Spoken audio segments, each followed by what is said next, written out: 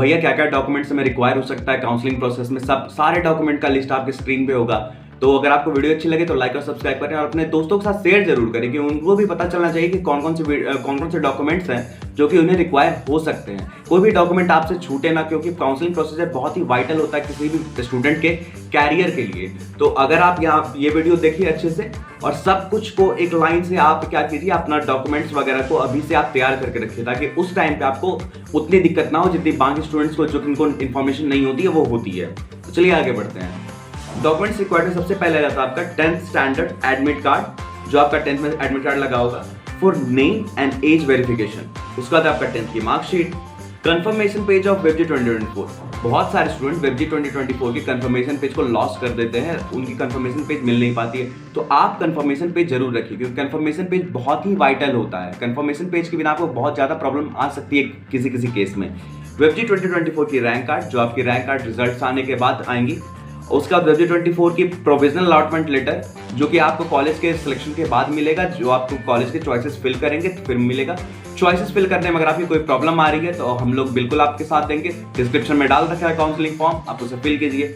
Private college में admission के लिए भी आपको अगर कोई प्रॉब्लम आ रही है तो उसके लिए भी हम लोग सपोर्ट करते हैं, उसके लिए भी डिस्क्रिप्शन पर डाल रखा है आपका गूगल फॉर्म और आपकी स्क्रीन पर ऑलरेडी नंबर डिस्प्ले हो रहा है। आप कॉन्टैक्ट कीजिए, हमारी टीम बिल्कुल आपको एक कॉलेज दिलाने में बिल्कुल हेल्प करेगी।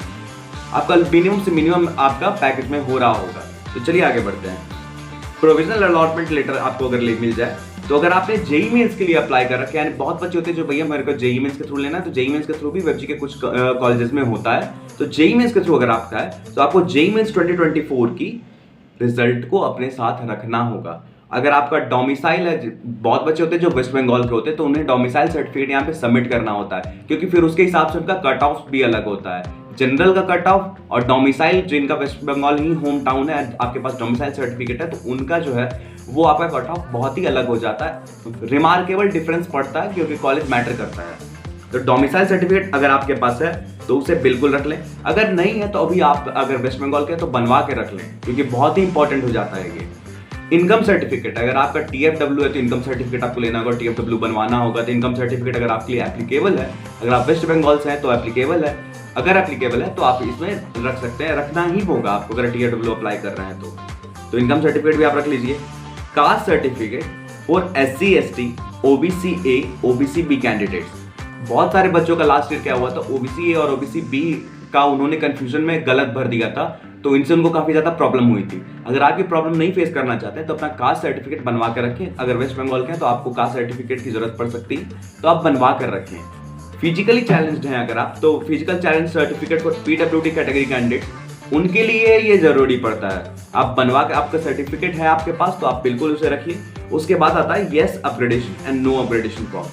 तो भैया येस अपग्रेडेशन और नो अपग्रेडेशन क्या होता है? मान लीजिए आपकी फर्स्ट राउंड में XYZ कॉलेज लगी, आपकी XYZ कॉलेज लग गई, अगर आपको उसमें सेटिस्फैक्टरी ब्रांच मिल रही है तो ठीक है, नहीं तो अगर आपका उससे ऊपर लेवल पे अगर आपका ABC कॉलेज है तो आप वहां पे अप्लाई कर सकते हैं। उसके लिए आपको नो अपग्रेडेशन करना होगा। नो अपग्रेडेशन आपको तब नहीं करना होगा जब आप XYZ में आप लेना चाह रहे हैं। अगर आपको उससे ऊपर वाली कॉलेज चाहिए तो फिर आप अपग्रेडेशन के लिए अप्लाई कीजिए। उसके एक फॉर्म आती है जो कि वेबजी की तरफ से रिलीज होता है, उसके वेबसाइट पे आपको मिल जाएगा, वो डाउनलोड कर लीजिए और वो अपने साथ आप जरूर रखिएगा। तो ये आपका हो गया yes and no upgradation form. तो इतना सारा डॉक्यूमेंट्स की आप जो भी लिस्ट दे रखे, आप वीडियो चाहे तो पॉज करके उसे देख सकते हैं। ये लिस्ट मैं आपसे अनुग्रह करूंगा कि आप 1 by 1 इसे मार्क कर लीजिए और सब कुछ को फुलफिल कर लीजिए। आपके साइड से कोई भी डॉक्यूमेंट्स ऐसा नहीं हो कि आपके पास वहां काउंसलिंग प्रोसेस में ना हो, तो जिससे आपको बहुत ज्यादा प्रॉब्लम हो सकती है। तो स्टूडेंट्स आज के लिए बस इतना ही, तब तक के लिए thank you and have a nice day.